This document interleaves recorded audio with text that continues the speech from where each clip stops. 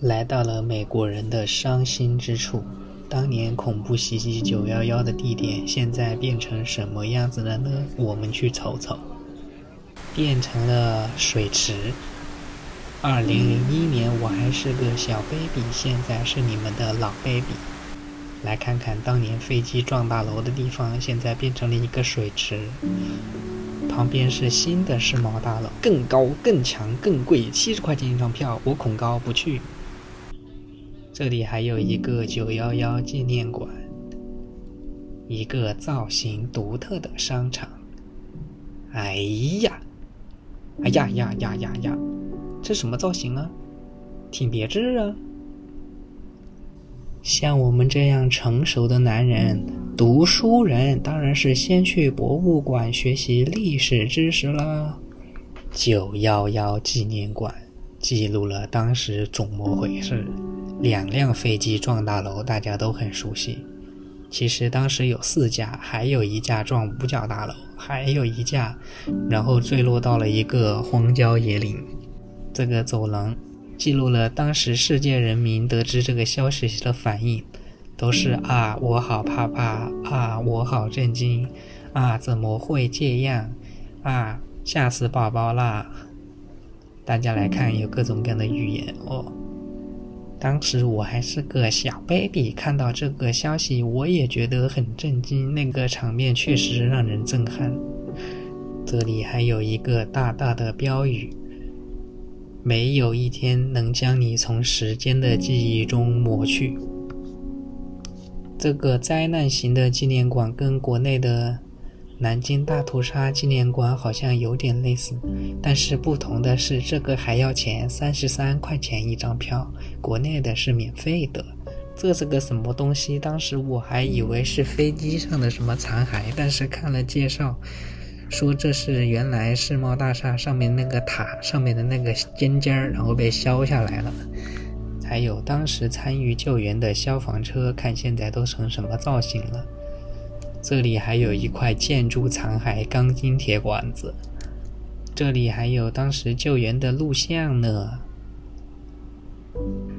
近距离观察一下原来世贸中心的这个建筑内部结构的一些残骸，就是这样。这个博物馆大概是建在了原来被撞大楼的地下几层。这里还保存了当年旧建筑的残骸，现在看看也是挺震撼的。这里还有一根建筑支柱残骸，上面挂满了各种纪念逝者、纪念当时救援的人的东西。纪念馆的内部还有更多详细的文物残骸之类的，但是他不让拍，像我这种遵纪守法的大良民那就不拍了，场面确实有点血腥，有点惨烈。除了这个博物馆就是这个水池子了，水池子的周围刻的都是遇难者的名字。这里还有一个，因为当时撞倒了2栋楼嘛，但是这个水池子好像停水了。曾经最繁华的地方化为了废墟，现在又变成了一个公园，一个纪念馆，让美国人民铭记历史。新的世贸中心也修好了，造型这么独特，对不对？下面我们来到商场里面去瞅一瞅吧。入口在这里，进去大概就是这样子，有很多人在这里拍照装逼。这就是一个地下有2层的商场，不算特别大，就是造型比较独特，像个鱼骨头一样。我现在在鱼的肚子里。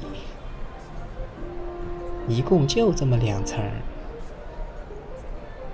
这里还有一个苹果店，我们来看看物价水平怎么样吧。512G 的 iPhone 15 Pro Max 1399， 14寸的苹果电脑1599，这个不算配置比较高的。铭记历史，珍爱和平。好的，小伙伴们，咱们下期见。